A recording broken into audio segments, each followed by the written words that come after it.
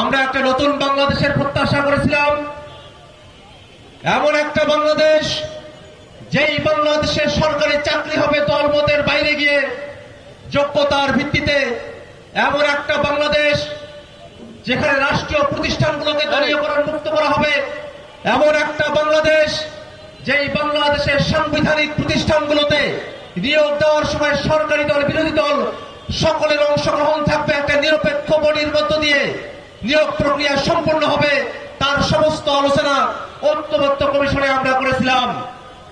দুর্ভাগ্যের বিষয়, দুর্নীতি দমন কমিশন পিএসসি থেকে শুরু করে নিয়ে যতগুলো সংবিধিবদ্ধ এবং সাংবিধানিক প্রতিষ্ঠান আছে, এই প্রতিষ্ঠানগুলোতে নিয়োগের জন্য যে নতুন বডির কথা বলা হয়েছে, বিএনপি সরকার তার পক্ষে থাকা গণভোটের গণনয় সেটা বাস্তবায়ন করতে চায় না।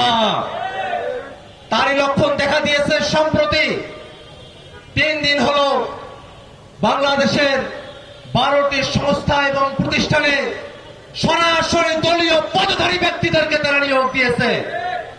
শ্রমিক কল্যাণ ফাউন্ডেশন, ওএসএল বিসিক, বনশিল্প কর্পোরেশন, নানা ধরনের প্রতিষ্ঠান, সেই প্রতিষ্ঠানগুলোতে তারা চুক্তিভিত্তিক নিয়োগ দিয়েছে। যাদেরকে নিয়োগ দিয়েছে তারা সকলে তাদের দলের বিএনপির দলীয় পদধারী নেতা কর্মী। আমরা বলতে চাই, বাংলাদেশের যত রাষ্ট্রীয় প্রতিষ্ঠান এবং সংস্থা আছে, এই সংস্থাগুলোকে যদি নিরপেক্ষ ব্যক্তিদেরকে নিয়োগ না দিয়ে সেখানে যদি দলীয় ব্যক্তিদেরকে নিয়োগ দেওয়া হয়, তাহলে বাংলাদেশে আর কোনোভাবে সুষ্ঠু নিয়ম নীতি গণতন্ত্র অবশিষ্ট থাকে না। আরো দুর্ভাগ্যের বিষয়, সম্প্রতি নির্বাচন কমিশনে অতিরিক্ত সচিব হিসেবে একজন অবসরপ্রাপ্ত কিন্তু দলীয় পদধারী, দলের জন্য কাজ করছেন, বিএনপিতে নাম লিখিয়েছেন, এমন একজন ব্যক্তিকে অতিরিক্ত সচিব হিসেবে নির্বাচন কমিশনে নিয়োগ দেওয়া হয়েছে। নির্বাচন কমিশন তো কোনো দলীয় প্রতিনিধিত্বের জায়গা নয়। নির্বাচন কমিশনে নিরপেক্ষ ব্যক্তিদেরকে নিয়োগ দিতে হবে যাতে একটা নিরপেক্ষ নির্বাচন হয়।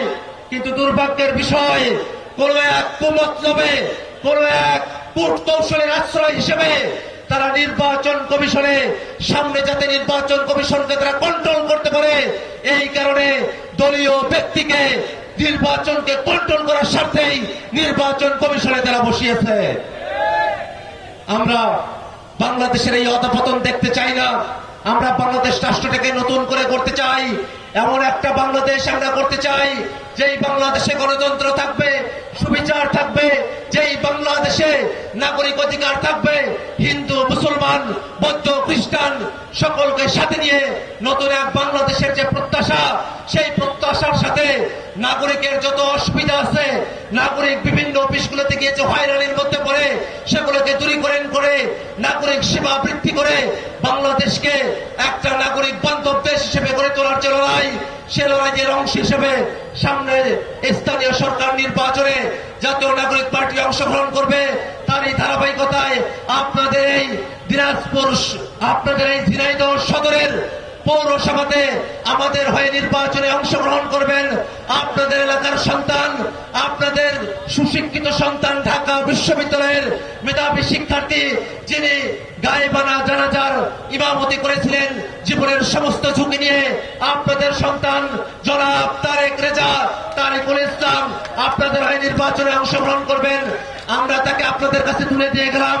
আমরা আশাবাদী, যদি তারেক আপনাদের ভোটে নির্বাচিত হয়, তাহলে এই পৌরসভায় আপনাদের যত অসুবিধা আছে তার সমর্থন সর্বোচ্চটা দিয়ে তিনি সমস্ত অসুবিধাগুলোকে পানির মতো সহজ করে নাগরিকের যত অধিকার আছে সে অধিকারগুলো রক্ষার জন্য তিনি কাজ করবেন।